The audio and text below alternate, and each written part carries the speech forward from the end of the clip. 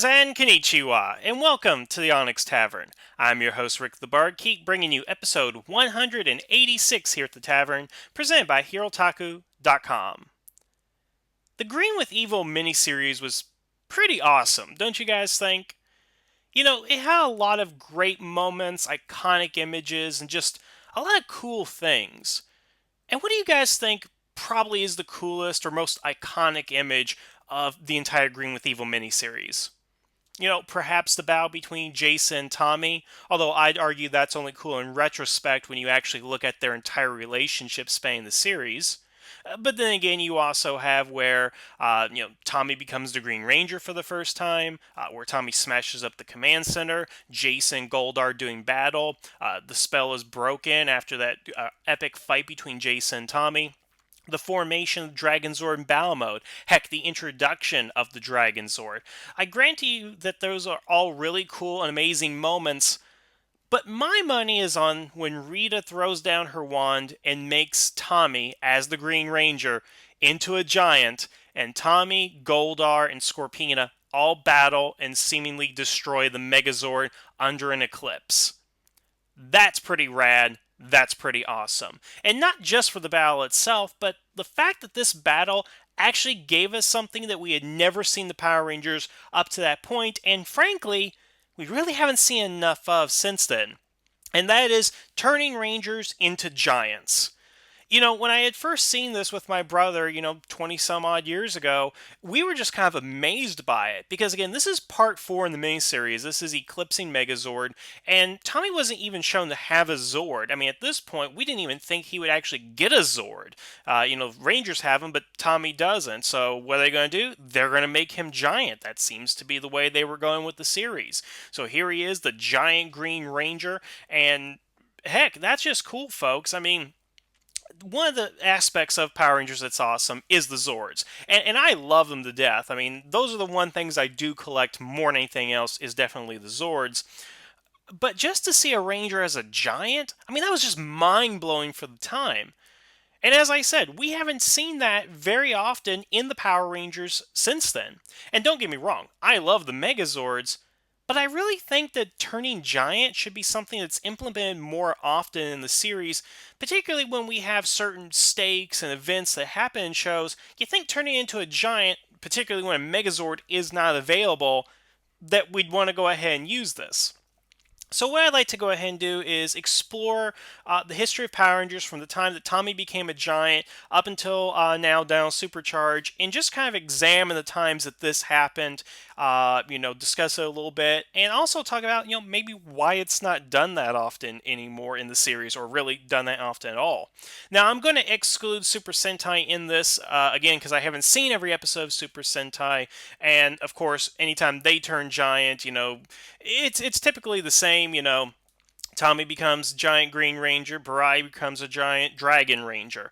The only exception where they did turn into a giant that wasn't implemented in Power Rangers was in Gingaman, where the Pink Ranger becomes a giant. And I actually seen that episode, and it's a pretty cool episode, not too bad.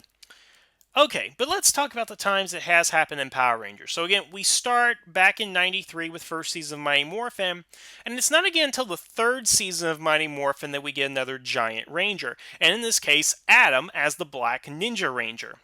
Now, what's actually kind of odd about this is I never actually thought that's what was happening when I was watching the series, because in the episode that it happens, what he does is he kind of flips the Tangas, gets them disoriented, and they're on this big black sheet, which we find out is actually part of his boot. And he's looking down at the Tangas and everything like that, grabs them in his hand and shakes them up, and then throws them out. Now, because of the perspective that you're seeing there, you don't see any of the background. You really don't see what else is around him. Because usually when they become giants, or in the Megazords at least, you see the cityscape. You see how big they are compared to the scale. You see the mountains. You see how they are in comparison to them as well. But in this shot, we don't actually see that from Adam. So what I kind of thought, again, given everything we'd known up to that point, that he had actually shrunk down the Tangas and that he was still normal size, but it was the Tangas that were smaller. Because to me, that actually made more sense at that time than it does. Well, it still kind of makes sense now because here's the thing: uh, the Rangers in the third season, they really had a lot of Zord issues. Okay, so what's the first problem they have at the beginning of the season? The Thunder Zords are destroyed. They have to go out for the Ninja Zords, and they eventually find them. Then what happens? The Falcon Zord gets stolen, and they don't have access to Ninja Zords for whatever reason. I guess you have to have the complete set in order for them to go ahead and work. And of course, they have to, they don't know what they're going to go ahead and do, but lucky for them, Zed has found the Shogun Zords, and they can go ahead and commandeer them. Now, what I'm actually curious about is why was there ever a crisis for needing Zords in that case when at least one of your Rangers has the ability to turn into a giant? Now, again, I didn't realize this at the time because, again, I thought he was making them small, but consensus is that he is a giant in that scene, and I'm going to take it at face value, hey, he's a giant, whatever, I'm not going to go ahead and debate this point. That being said, he should be able to become into a giant, turn to a giant, and the other Rangers should be able to turn into giants. So why would there be this distress of not being able to use the Ninja Zords if they can easily become giants? And don't tell me that Adam's the only one that can go ahead and do this. We've seen the Rangers share similar abilities across the board, whether it's the super speed, the fake out, the land swimming, the shooting lasers out of your fingers. All the Rangers should have access to these same powers. I mean, they all derive from the Morphing Grid. They're from the same type of power source, in this case, the Ninja Coins. So why shouldn't they be able to go ahead and turn into giants? And why was it only done this one time to fight off Tangas, of all things? I mean, yeah, I know the Tangas are pretty strong, and they get stronger after Master Val brings that little feed bag of his, but this is before that, of course. Why wasn't there, an opportunity where if the Zords were incapacitated or couldn't be used, that they could just become giants? That seems to be the easy solution, don't you guys think? I don't know. It's just something that didn't come up there. The next time we do have Rangers turn into giants is the following season in Power Rangers Zeo in the final episode, Good as Gold. Now, what's actually funny about this one is, so Trey's has powers restored, and they got him from Jason, and Trey's the Gold Ranger again after being reunified. Mondo shows up as a giant with an army of giant cogs. Well, I wouldn't say an army, a contingent of giant cogs. Now, of course, Tommy's first instinct is to call the Zords, and you think, hey, business as usual, got a giant bad guy, let's go ahead and do it. Although, of course, the last time the Rangers did fight Mondo went pretty badly, and that's when he was a giant, but he had the sword and everything, so that's a different thing. Nevertheless, Tommy's calling the Zords, and what's odd about this here is that Trey stops and says, there's no time. Which I never understood that. I understand from a practical standpoint they have to be launched and everything, but Mondo's not like destroying the city or terrorizing civilians. He's just there to fight the Rangers as a giant. And I'm sure Mondo would at least, wait for the challenge or whatever. But Trey takes more time to discuss this with the Rangers than it would have taken for the Zords to actually show up, which is only a few seconds, in the time that we see it edited anyway. So what does he propose to do? He proposes to use his golden power staff to turn the Rangers into giants and fight the giant cogs. Now, as far as season finales go, they're not cliffhangers or actual ends of the actual show and everything. This one was pretty good. I really liked it, and the fact that they turned into giants, that was pretty awesome. The only thing I couldn't figure out though at the time was, why are they moving so slow? Is it just me, or they seem to be moving more slowly than usual? Because Tommy didn't move slowly when he was in Green with Evil. Adam obviously didn't move slowly the previous season. So why does it seem like they're just like, Tom, I mean, if you watch Tommy, I don't know if it's supposed to be the camera work or the way they decide to do that scene, but he and the other Rangers just look like they're, moving really, really slow, like a bad mecha or something like that. Maybe it's to imply that since they're bigger, they move slower, but I don't necessarily buy that given everything we had seen and have seen since then in the series. And now, of course, this brings up the question, First of all, when Trey first showed up as the Gold Ranger, how come he never did this? This was something that was never brought up. He obviously brings in pyramids to help the Rangers, but he never thinks of, oh, maybe I'll become a giant and help the Rangers out. Or, hey, I'm going to help the Rangers out and turn them into giants. Because keep in mind, he gave them the Super Zeo gems to form the Super Zeo Megazord, but he never once thought, hey, in addition to this, why don't I also make you guys giants or something? Because I wonder if that was his backup plan if he didn't have the Super Zeo gems, if he couldn't have them form the Super Zeo Megazord, would he actually go in and, just make them giants? And this should also be something he should have told to Jason, don't you guys think? Because, hey Jason, you have the powers of the Gold Ranger now. So, by the way, you can do this, and this, and this. Because you notice that Trey used his super speed when he was the Gold Ranger, Jason didn't. Now, of course, the explanation for why Jason is rejecting the Gold Ranger powers and it has to go back to Trey is because the physiological differences between Triforians and humans makes the process very difficult for a human. So for Jason to hold those powers for an extended period of time is hazardous to his health, which is something I do believe Trey should have said to him when he accepted the Gold Ranger powers to begin with. So it's kind of odd, like, either A, Jason doesn't have access to him because of his physiology, or B, Trey didn't bother to go ahead and tell him. Because I can think of a dozen opportunities where it would have been good for the Rangers to become, giants in multiple occasions. But again, we didn't get that. And of course, when you think about it, actually, let's move on to the next one right here, and then we'll backtrack onto this point here. So we don't get another Ranger turns into a giant until Mystic Force.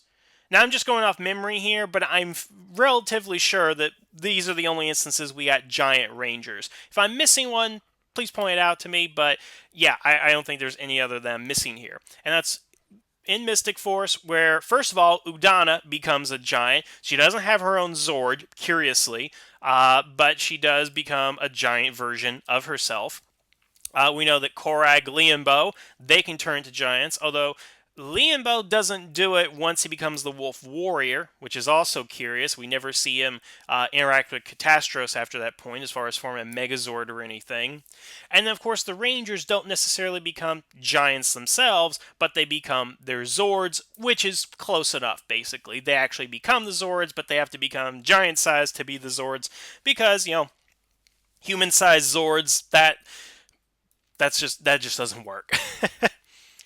Okay, so here's the thing. Why is it that we always have this crisis in Power Rangers where the Zords are destroyed, we need some new Zords as replacements until the old Zords are fine and compatible? Because I really think that there are multiple instances in which becoming giants was within their means and is something that they could obviously do.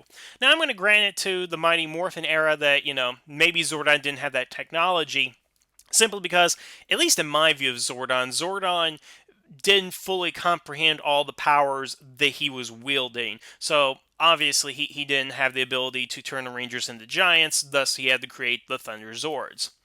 But then we get Ninjor into the series, who can turn to a giant. I didn't count him because he's not a ranger, he is an ally. He can become a giant. And it almost seems like that is some ninja skill or something that he has learned through magic. Because let's be honest, what Ninjor is teaching here is not ninjutsu, or anything like that. It is magic. That's essentially what the Ninja Rangers are. That is what the Mighty Morphin Power Rangers are. Magic augmented with technology. So obviously, Ninjor not only knows how to craft and build Zords, but he does know how to become a giant himself. Now, obviously this is part of the power set because Adam could become a giant with his Ninja Ranger powers. So again, why wasn't this something that was told to the Rangers? Obviously he gave them to the Zords, and that's perfectly fine, but he should also say, in addition to having these cool Zords, you guys can also turn the giants in your Ninja Ranger form. You know that, right? Because you could definitely use that in case, one of the Zords are stolen, because that's something else I need to let you guys know. Once one of the Zords is stolen, you can't use any of them. Again, something that would have been nice to know at that point. And then, of course, I already talked about Zeo, how it was never implemented there. And actually, what is curious is that this is the last episode of Zeo, Good as Gold, before the Turbo movie, in which they switch over to the Turbo powers. And of course, they can't become giants there because, well, the Gold Ranger's no longer there.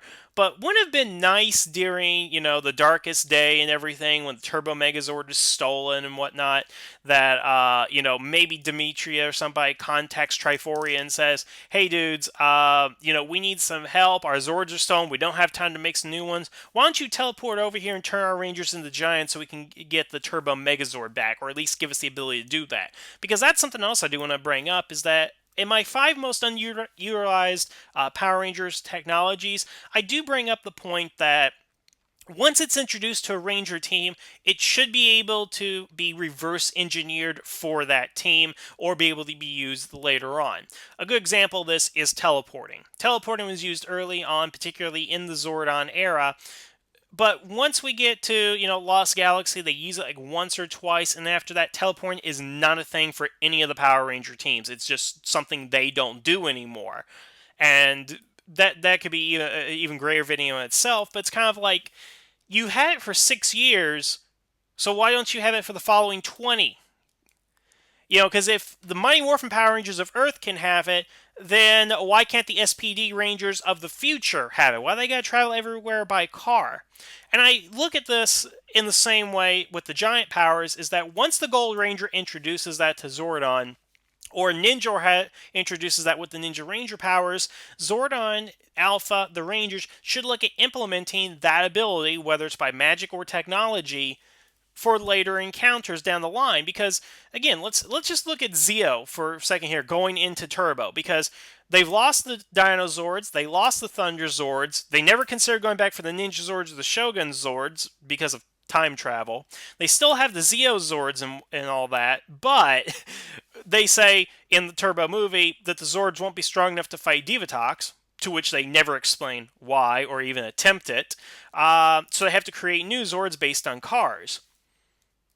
Okay, but if Zordon prepares for these contingencies and, of course, had a moon base in which he was hiding some more Zords, which could have been useful against Divatox and Malagor, why didn't he prepare for a contingency where, hey, let's contact Ninjor in the temple. Let's actually go find him, get the ninja powers back, and learn how to be giants again. Or, Trey, that was a great ability that you used to become giant. How did you do that? Is that something only powered to your staff? Where did you learn that technology? Is it something that's part of the innate abilities of the Zeo Crystal, since the Golden Power Staff is somewhat connected to the Zeo Crystal explanation that we never got, of course.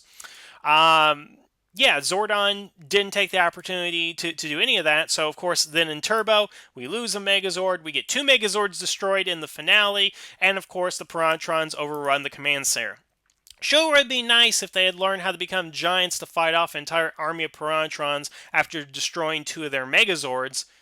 True, we wouldn't have gotten Power Rangers in space, but hey. And actually that does bring up another point. Now that I think about it, I did not think about this, guys, but here it is.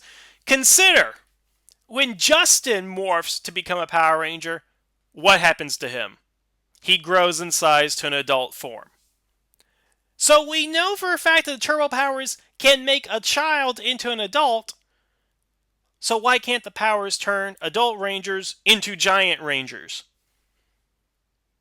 I'd like an explanation. I really like to know it, because, again, that's an ability that could have been extremely useful for the Power Rangers, especially in the Turbo finale. And hey, it could have been used in space, because I'm sure it's a lot easier to fight off an entire fleet of alien spaceships, probably when you're a giant in space. I don't know. But again, so many times where the Zords don't quite cut it, and we have to go in, and come up with an alternate method. And again, throughout the rest of the series, their levels of technology are varying, but again, I would say if Zordon could have the technology in 1993 to teleporting, then why don't the SPD Rangers in 2025 have teleporting technology? And of course, don't tell me that, what's technology from the far galaxy or something like that. The Alien Rangers can do it. We've seen equations with SPD, so we obviously have some sort of alliance going on between them. Triforians have teleportation technology, Korovians have teleportation technology, and yet in SPD we don't have it. But again, I've already made that point, and again, the same thing with the Giants is something that's not implemented into the series. Now, of course, your technology-based Ranger teams may not have giant technology available to them, but again, they probably should. Your Mystic-based teams obviously should have that ability, hence Mystic Force. I mean, I can understand maybe Tommy not being able to understand it or implement that technology, but I mean, geez, Hartford, look at all the stuff he did with his Zords. I mean, with his Rangers, with their Zords and weapons and everything, and you're telling me he couldn't come up with a giant ray? Because that seems to be a predominant thing in fiction. You see these movies where there is a giant ray, whether it's by alien influence or magic, where people become giants. I mean, uh, let's see. I think in the Valley of the Giants, which is like a cheap '60s B movie, Attack of the 50-Foot Woman, Attack of the 50-Foot Cheerleader, Attack of the 60-Foot Centerfold. A lot of those out there with women, obviously. And then, of course, I think Ninja Turtles. There was like 2 episodes in which there was a giant ray. One was used on Irma by accident, and then one was for Donatello to fight a giant monkey. But I digress on that. So it's a staple of fiction, or science fiction, excuse me. And the weird thing is it's not implemented the way it should in Power Rangers. Again, I know we have the Zords for that, but this should be the backup plan, or if the Zords aren't enough, instead of finding a new power source or a new auxiliary Zord, whatever, how about, you get all the Zords and then all the Rangers as giants to come in and actually go ahead and fight against, the monsters? Because, and you know what, guys? I'll throw you a bone right here for RPM. I do believe that Dr. K should have been able to figure out how to make a giant serum, giant potion, whatever, and all that. True, it doesn't take place in the same universe as the regular Power Rangers, so we don't know what the precedent is, but I do think it's well within her technology and expertise to actually do something like that. If not her, then Jim and Gemma, because you have 3 incredibly smart people and none of them can come up with a giant ray or something, because I think that would be extremely useful against Vengix, because at that point you could probably turn the entire population of Corinth into giants and just go storm Vengix's headquarters. Because if you're so strapped for materials for building Zords and fuel and all that, which is the implication most of the time, then come up with a different way of doing it. Think outside the box. I mean, I would love to have seen it, if Ziggy and everybody just, burst out of the dome and just ran over the Vengix and started stomping on the base. That would have been an awesome episode. Heck, that would have been a great series finale, I'd argue. But we don't get that, even though it's something that I do believe is well within the means of Dr. K, Jim, and Gemma to think of at least one of them, if not all 3 of them, of course. And of course, I keep getting off the subject right here.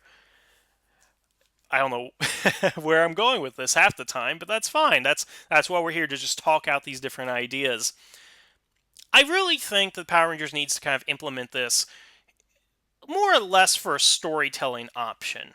Because, okay, so again, the Zords are the primary thing, but if the Zords are disabled or crippled, instead of coming up with new Zords or searching for new Zords, at least have a stopgap measure, because I don't believe running on the ground and shooting at things as a size of an ant is necessarily going to help things. I mean, it's probably not going to hurt, but it's definitely not going to go ahead and help. So why don't we have an episode where, let's say, for example, okay, let's go ahead and take current series, Dino Supercharge. Let's say in the last episode, Recipe for Disaster, the Zords are being taken over by, Lord Arcanon and Doomwing and the others, and the Rangers can't access them. Well, instead of spending our time on a stupid subplot about cake, or come up with a new Megazord combination or anything like that, why doesn't, Dr. Morgan come up with another idea? We can't use our Zords. Maybe we can wrestle them away, but, maybe we can go ahead and try something different. Hey, why don't we make the Rangers into giants? They're just as powerful. They can fight off and defeat the monster while I attempt to get control of our Zords back. Now, of course, you'd have to rewrite that particular episode because there's really no room for it in the way they go about things. But you guys get my point, is that would have been a prime opportunity to try something a little bit different out of the box instead of trying to techno-babble your way through it, which is exactly what they did, I think, although they really kind of dumbed it down even more than you would imagine, I guess. Um, But there's a lot of times I would be, good situation where the story demands that you have to do something to defeat the giant monster, but you don't have access to your Zords. Now, of course, I like the way they defeated Gold in the end, where they just threw the turbo ram into his mouth and he blew up. I thought that was pretty cool. I mean, there's nothing wrong in that of itself, but I think take the opportunity to do giant rangers because it is such a cool concept. And the thing is, we've seen tiny rangers within the history of the series. Turbo comes to mind, where they were shrunken down and then were turning into bugs for some reason. I still can't figure that one out. Um, but here's the weird thing. Anytime that somebody is turned into a giant in like movies or television shows, it's typically played for comedy in some aspect. The aforementioned Ninja Turtles I talked about, that was played for comedy. Furbus, in one of the few moments I do remember from Master Rider, is where he becomes a giant and just kind of goofs around town, and it's kind of funny and things like that. There's no real drama to kind of what's happening.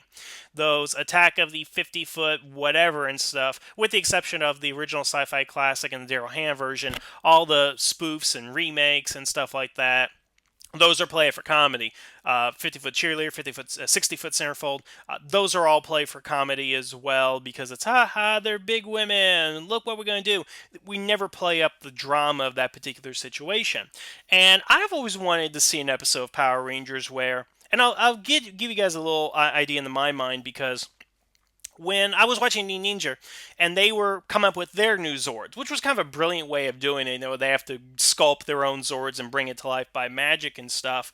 What I had read before going into that episode is that the implication to me was is that they turned into their Zords a la Mystic Force. That's not necessarily what happened. They just became their souls or astral projections or whatever, and embodied the machines, because apparently the Zords are all alive in that series, and yet whatever. So they basically inhabit the Zords with a soul and all that. Now, before that, I kind of thought, what story possibilities can you have about Rangers turning into giant robots that we didn't have in Mystic Force? And what I imagine is you take a look at these Rangers, and they're still being mentored by the grandfather, and they still don't know how to really be ninjas. The Pink Ranger is cocky as hell, the Blue Ranger's trying to mix in his magic, and, Takaharu, he's just Takaharu and all that. So they wouldn't know how to do it properly. So what would happen from this? What kind of thing? Because I did not imagine they would go perfectly. Because again, this is a team of Rangers that are very young and naive, which is the whole point of Ninja.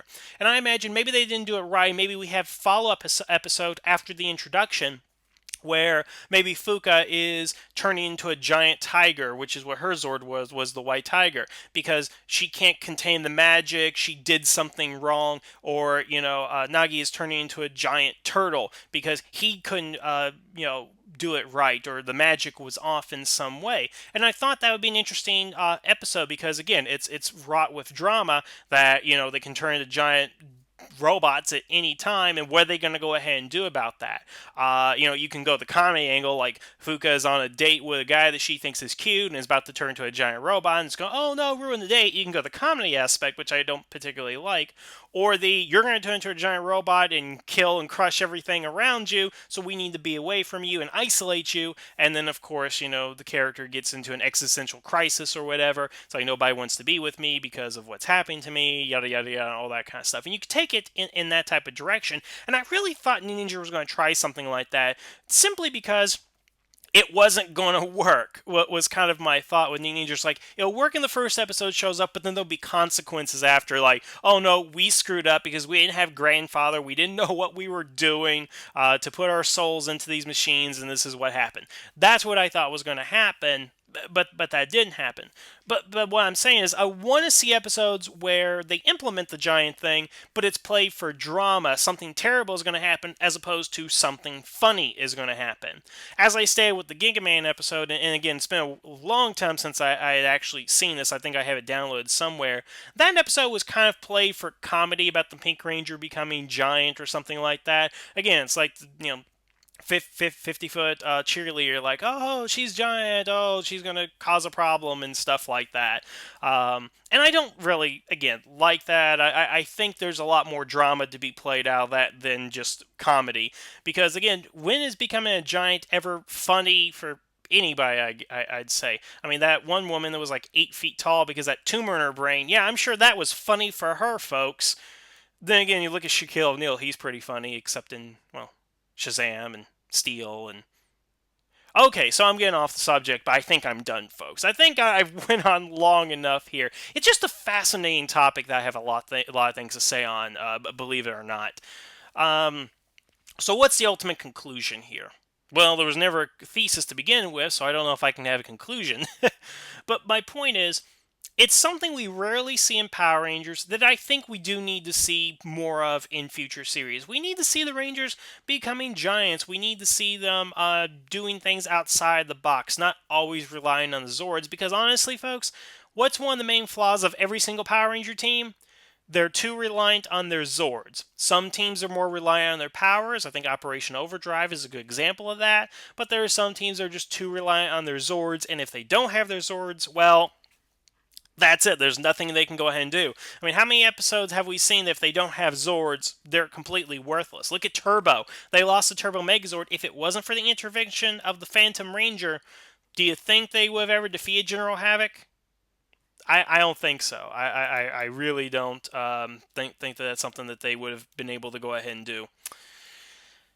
Okay, so that's all I have on the matter. So, what do you guys think? Do you think that's something that we should have more often in the series? Do you think we should have a good balance? Do you like it when giants are played for comedy or played for drama? I mean, how do you guys like it? And actually, what are some of your favorite giant movies about people that become giants and go on a rampage, like the video game where they turn into apes and werewolves and lizards, which is that's a little bit different, but you guys get my point.